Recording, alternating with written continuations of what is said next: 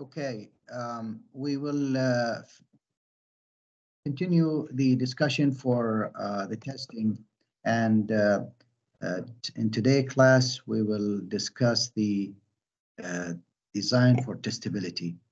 And we say that because of the importance of testing, um, people have started to think of testing early in the design, and this you know, forced the people to think of methods and techniques to improve testing. Okay, so let's see. So we have here the topic of design for testability. This means that you think of testing early on in the design process. There are three approaches for design for testability. Again, the definition for design of testability means what? You think of testing a lot earlier in the design process before you start the design. You have to make sure that you add the structures, you add the mechanisms, the methods for testing, so that it doesn't take you infinite amount of time to test your chip. There are three approaches. One is called ad hoc, second scan-based approach, and the third is built-in self-test, the Bist. I start with the ad hoc method. Well, the ad hoc method really, it was one of the earlier techniques that we used used in testing, and it relies on a bunch of techniques to sort of partition large sequential circuits, add some testing points, adding multiplexers, providing easy state reset, and all that meant to alleviate the burden of the testing of the part. But these things help for, let's say, early on or small designs, but they fail really in large designs. So simple techniques help you for simple designs. And larger designs, we need a different technique. So let's go now to the second approach, which is the scan-based. Okay. Now, in the scan-based, what it is really uses the scan approach, and let's understand what a scan means. In the testing, one of the most difficult issues or challenges is to set the flip-flops to certain values, because setting them to certain values will set the state machine into certain states. So obviously, when you are testing your part, and this is very important, by the way, I hope it gets to your you get this point. When you are testing a chip, the challenge really is to test these sequential machines inside your chip, which implement your control circuits in the design. So if I have a state machine that goes from state 0 to state 1 to state all the way to state 100, I have to write a test which walks through all these states. And sometimes some of the states, like the error states, exception states, are very hard to get in. And what you end up doing is that you really need very long tests to reach those states. And we have mentioned earlier in an earlier class that very long test means long test time, which means expensive testing. So how can we solve this? Well, we know that states are implemented by flip-flops. And I can devise a technique where I can force the flip-flops to be of certain values. And this is what scan does. It will set the flip-flops in my design to certain values, meaning I am setting my state machines to a certain states.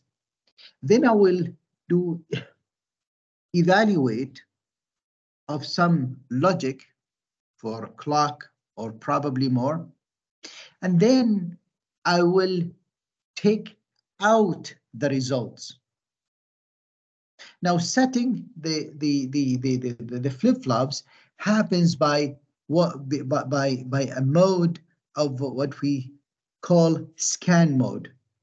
We will in scan mode scan in the data, which will set the flip-flops to certain values, evaluate, and then we will get the data out of the flip-flops so that we make sure that the logic and the flip-flops behaved correctly.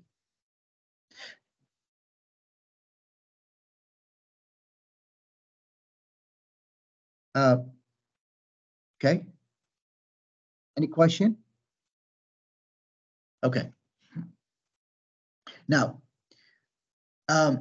which means in my flip-flops, I need to have two modes. One mode, the flip-flop behaves completely normal, like what they are intended to do. They will take their inputs from the logic that feeds into the data input, sets the new state, and continue functioning normally, like any other flip-flop. And then we will have to have a scan mode connected to the scan chain. And therefore, what we need to do is that we need to modify the flip-flop to have this multiplexer sits in front of them with some control signal called the scan in. And that, or scan, some scan controller here. And that multiplexer will pick the data either from the previous logic in the normal mode or from scan-in input, which will allow us to force the flip-flop to a certain value.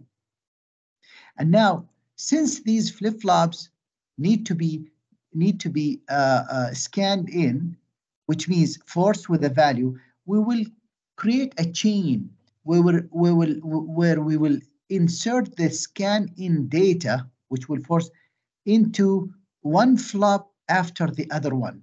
They kind of form like a huge shift register. Okay, they kind of form a huge shift register as I'm drawing here. Okay, and basically this allows me to shift to all these flip-flops the values that I want to set them to be in. And then you can see after I evaluate them, I can scan, well, here or other, I can scan their value out. So what scan design does is two things. First, I can have the flip-flop function normally.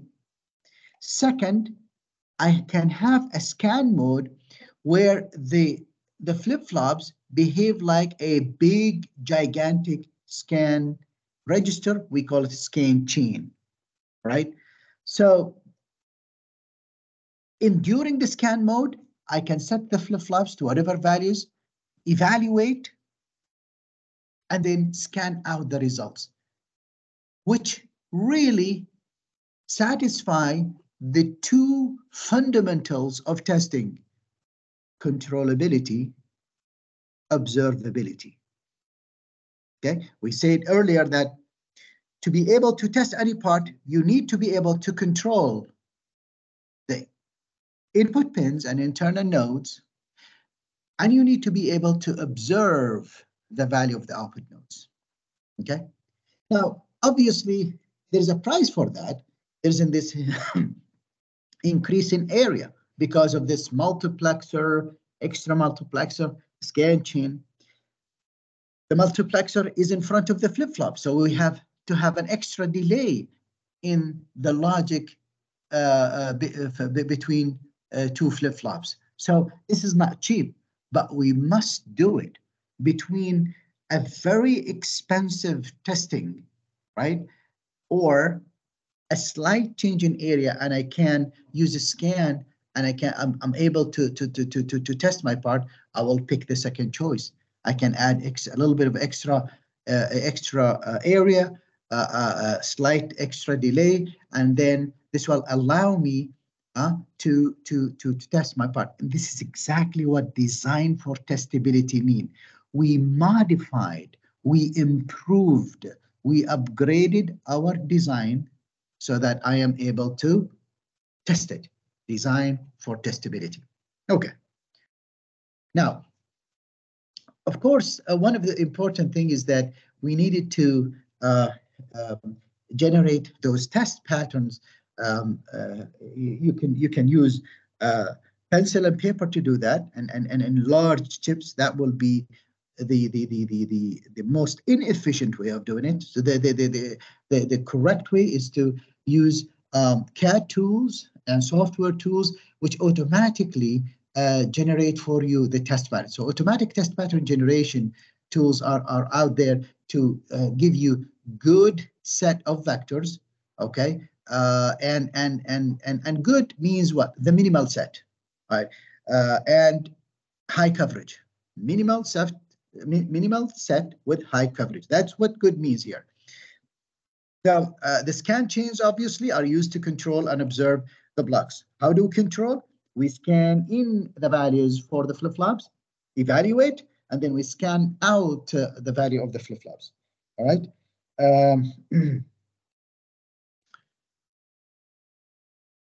So here it says complete coverage requires large number of vectors. I know that there are people who sets their marks around 90% plus of stuck-at faults for coverages. You have to have a high coverage. To what point? 90, 95, 99. It depends on the design team, and obviously there are economics behind that. You don't want to really spend forever time to get your part. Okay, now, so this is about the scan. So we let's go back to this slide. We discussed here that there is ad hoc. We discussed the scan chain, and then the final method here is the Bist.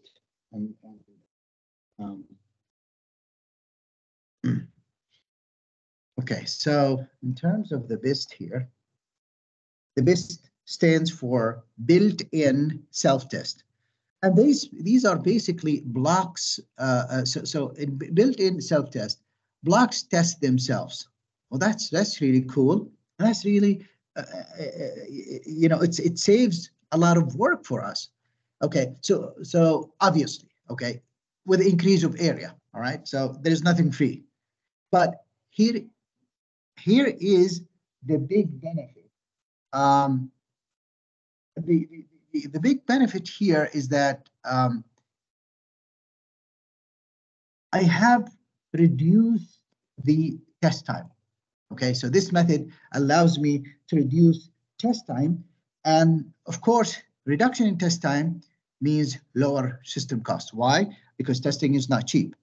We know that when you test your part on testers, the testers are very expensive, and larger testing time, it means more cost for you to test your parts. Now, if you provide me with a technique which reduces the test time, it means overall I'm reducing the cost of the product. So for this, we have for the Bist here, where we build blocks where they test themselves, there is the signature analysis. And the signature analysis method depends on, we generate a pseudo random input to our combinational logic. And then there's an analyzer which observes the output, right? And then we combine all these outputs from circuits into what we refer to as a syndrome. And then so if we get the expected syndrome, then our tests have passed. Watch here, there is no test from the outside. The circuit itself tests itself. The circuit tests itself, and we'll see how. So one of the things that we studied earlier in the course is the linear feedback shift register. Okay, so these are well known for generating a pseudo-random numbers. So these are good for generating pseudo-random numbers. Okay. We covered those earlier in our course where we explained them. I'm not going to go into what a linear feedback shift registers. We know what they do. They kind of implement mathematical polynomials where they generate cyclically what it appears to be a random numbers. And of course, the maximum series of these random numbers is 2 to the n. Okay, minus 1, where n is number of bits here. Okay, and as I stated, these correspond to polynomials. Now, very important point here. It is one pattern missing here, which is what? 0, 0, 0. Okay, so the 0, 0, 0 is one of those that cannot be generated with the linear feedback shift register output. And another important point here, if you practically, you wouldn't use a 3-bit linear feedback shift register. You would use larger. And there are mathematical equations that are publicly that shows you equations for 8-bit and 16 bits and etc. So you use those for practical purposes. But 3 bits is just for explanation in a textbook and a slide, and just to convey the concept of randomness here, or pseudo-randomness. Okay, the final point here is that this series repeats itself. Watch here, we started with 1, 1, 1, 1, 1, and we're going to repeat this cycle again. Okay, and after I have after I have produced 7. Okay, another important point, by the way, is that the cyclical cycle, it's important for me to increase its length, right? So because some equations for 3 bits would produce probably less than that. So it is important for you that, so 2n minus 1, this is the maximum you can get. So I want as close to the maximum as possible. All right. So here is the built-in. Of course, built-in means inside the chip. The built-in logic block, BILBO, the built-in logic block observer. Okay, so basically what it does is we have here a random generator of inputs. It goes to to our cone of logic. This could be a multiplier. It could be, for instance, an ALU. It could be our encryption algorithm. It could be our neural network, whatever combination logic we are implementing. And then we go for signature analyzer here. Okay, so this is one here that shows how we achieve this. And obviously the shift, this linear shift back, linear feedback shift register, okay, is implemented here, okay, and we are able to kind of now ping pong between different modes, right? Between test mode, scan mode, test mode, reset, and normal. And this allows me really to go between functioning normally or scanning. So I need to scan certain data to right? It has to behave as a linear feedback shift register, right? And or in a function basically normally. So to do that, obviously, you need some kind of multiplexing. By the way, just for your information, these are just multiplexers, but they are more of like optimized, okay? So for these bits. Now, One thing here is that, and of course, we need kind of shifting topics here. One thing we need as well, I don't have anything to add here. Of course, after the signature analyzer, the signature analyzer will analyze the output, and it, kind of give me hints and indication if it is okay. So this is as far as built-in logic box. Now, I pay attention to my here the periphery of the chips here, especially the pins and the IOs. Also, we need to test them, and one way to do it is what they referred as boundary scan. So the boundary scan really is done for boards. We need to verify that these solder joints are good when you're manufacturing them. Chances are there might be a pin which is not soldered appropriately. So we need to make sure that the parts are soldered the board correctly, and there are no open sources. So one way to do it is that we push data here. We make like a huge scan that kind of goes through all the IOs of the chips, and we make like a chain of them. And by scanning data, and this data comes out correctly, we make sure that all these IOs in these chip A and chip B and chip C and chip D are connected and so on. And this is a kind of the protocol, if you will, for the boundary scan. It consists with a clock, a test mode, select signal, data in and data out, and some kind of a reset, which is optional here. So chips with internal scan chain can access the chains through boundary scan for unified test strategy as well. Okay, so if you have both of them implemented. So, of course, here we talk about testing the project. So since we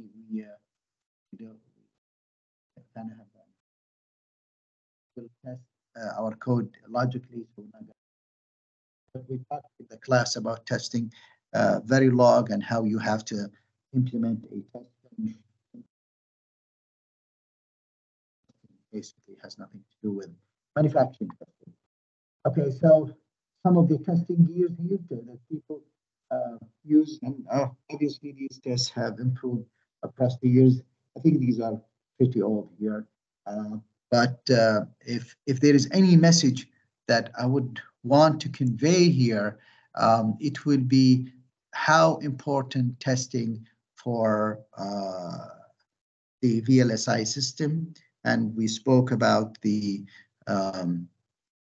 logic verification. We discussed silicon debug, and manufacturing testing was our last topic. Okay, I'm going to stop the recording. Thank you here.